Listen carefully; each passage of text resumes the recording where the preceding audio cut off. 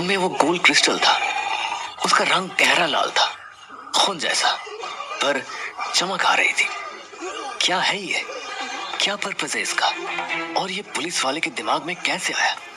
मैंने बाहर देखा, पूरा शहर जल रहा था। वैसे मुझे कोई फर्क नहीं पड़ता था। फिर हम सब जीने के लिए इतनी मेहनत क्यों कर रहे हैं? सब शांत रहो। हम बच तो जाएंगे। ईशा, क्या कर रही हो? मैं न्यूज़ देख रही हूँ कि कुछ बचाने को हो। पूरी दुनिया में यही हो रहा है। अभी एक न्यूज़ वाले को लाइव में ही उस भीड़ ने खा लिया। और यहाँ पूरे फर्स्ट फ्लोर पर वो भीड़ है। वो लोग इसे मौत की भीड़ कह रहे हैं। चलती फिरती मौत। अब बाहर से आवाज कम हो गई है। क्या हम सब मार दिए गए? ठीक है बच्चों, अभी लग रहा होगा कि हम सब मर कुछ बुरा होगा, लेकिन हमें हिम्मत से काम लेना होगा। थोड़ी ही देर में कोई हमारी हेल्प के लिए आ जाएगा, तो तब तक हमें बस खुद को सेफ रखना है। खाने पीने का जो कुछ है एक जगह इकट्ठा करो। कोई हेल्प नहीं आएगी टीचर। आपको दिख नहीं रहा? दुनिया खत्म हो रही है। Fucking end of the world. और हम इस क्लास में कैद हैं। बाहर मौत घूम रही है जो जल्दी से जल्दी हमारी गर्दन में दांत गड़ाकर हमारे ऑर्गन्स खाना चाहती है। और इसमें बस कुछ ही देर है। कुछ ही देर में वो लोग दरवाजे से अंदर आएंगे और हम सब। जे नहीं वर्षा, तुम बहुत ज्यादा फिल्में देखते हो जे। मौत की फौज, ये सब दंगे हैं। तुम ज्यादा ही सोच रहे हो। सब मेरी तरफ देख रहे थे और तब वो खड़ा हुआ। उसने मेरे सामने मेज पर अपना मुक्का मारा और चीखा, यू एसहोल, तू जो बोल रहा है उसकी जरूरत नहीं है, समझा? तो अपने कमेंट अपने पास रख। मैंने कुछ नहीं कहा और सीधे अपना बड़ा चाकू निकाला और उसकी गर्दन पर रख दिया। तू अभी मरना चाहता है? छोड़ दो जे, अभी हमें साथ पे रहने की जरूरत है। अपना गुस्सा दूसरों पर मत उतारो। मुझे कोई गुस्सा नहीं है। हम वैसे भी पहले ही मर चुके हैं। बस इंतजार कर रहे हैं वेरिफिकेशन का। जाओ, 2-3 लोग दरवाजे को सपोर्ट करो।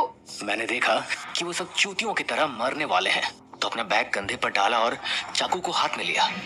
मुझे अपने को बचा कर रखना है, चाहे मैं जिंदा हूँ या मर चुका। और मैं दरवाजे के सामने खड़ा हो गया। हटो। पर जे, मैंने कहा हटो, और एक बार नहीं कहूंगा। जे, तुम सच में हमें छोड़कर जा रहे हो? तुम्हें क्या फर्क पड़ता है कि मैं क्या कर रहा हूँ? अभी पुरानी बातें करने का टाइम है। जे, तुम ही हो जिसके पास कोई वेपन है, और तुम्हें पसंद आए या ना आए, तुम ही अकेले हो जिसने अपने पुराने दोस्त को बेरहमी से मार दिया था। और अभी बस तुम ही हमें बचा सकते हो। तो तुम्हें बचाना मेरी प्रॉब्लम नहीं है। जे, मुझे तुम्हारी जरूरत है। प्लीज, आई बेग यू, मुझे छोड़कर मत जाओ। किसी के लिए नहीं, बट मेरे लिए रुक जाओ। मैं बस एक बार और कहूंगा, मेरे रास्ते से हट जाओ। जब वो नहीं हटी तो मैंने उसे हाथ से किनारे किया और दरवाजे के सामने से हटाने ही वाला था कि एक हाथ ने मुझे रोक लिया। तेरी हिम्मत कैसे हुई ईशा से ऐसे बात करने की? सॉरी बोल।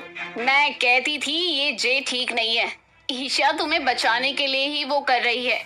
डफर। तू पागल है। अभी तक पागल खाने क्यों नहीं भेजा तुझे? ओली मैम, ये डेंजरस है। इसके हाथ से ये बंदूक और चाकू लीजिए। चुप, सब चुप। सब अपनी जगह पर बैठो और चुप रहो। तुम लोग सिचुएशन को और ज्यादा ही खराब कर रहे हो। जे, मैं समझ रही हूँ कि तुम अपनी सेफ्टी के लिए परेशान हो, और मैं ये भी समझ रही हूँ तुम बाकी लोगों की तरह कमजोर नहीं दिखना चाहते, पर मैं तुम्हारी टीचर हूँ। तुम मेरी रिस्पॉन्सिबिलिटी हो। तो ये सारे वेपन मुझे देकर अच्छे बच्चे की तरह अपनी जगह पर बैठ जाओ। कमजोर? चूतिया औरत, बाहर देखने रही? दुनिया जल रही है और तेरे कारण हम चूहों की तरह यहाँ फंस गए हैं। कोई इतना डम कैसे हो सकता है कि ऐसे में हेल्प का इंतजार करे? लेकिन ओली, दुनिया खत्म हो रही है। अब कोई नियम नहीं है, कोई पुलिस नहीं है, कोई गवर्नमेंट नहीं है, कोई लॉ नहीं है। हम सब अकेले हैं। ये पूरी सोसाइटी अपने को मार रही है और अब सबका असली चेहरा बाहर आएगा, जो बहुत डरावना है, घिनौना है। और ये अपनी अच्छी बातें अपने पास रखो। मैं चूतियों की तरह यहाँ बैठकर मौत का इंतजार नहीं कर सकता। तुम सब मरने वाले हो, और अगर किसी मिरेकल से तुम लोग बच गए, तब जो बाहर होगा वो तुम्हें जीने नहीं देगा। जे, मैं बिना कुछ सुने वहां से निकल चुका था। बाहर एक मेरे सामने आ रहा था।